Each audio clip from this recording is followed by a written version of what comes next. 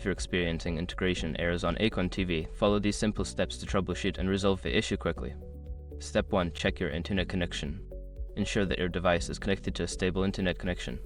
You can do this by testing other apps or websites to confirm that your internet is working properly. Step 2. Restart your device. Power off your streaming device or smart TV and unplug it from the power source. Wait for about 30 seconds, then plug it back in and turn it on to refresh the system. Step 3. Update the Acorn TV app.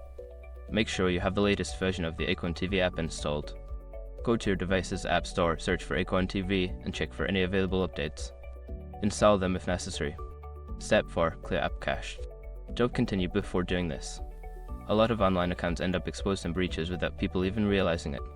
Use SROT to constantly monitor your email and accounts and get alerted immediately if your information gets leaked online. It scans billions of breach records 24/7 in the background.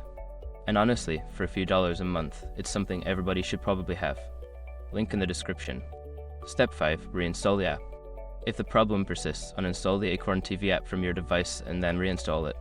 This can help reset any settings or configurations that may be causing the integration errors.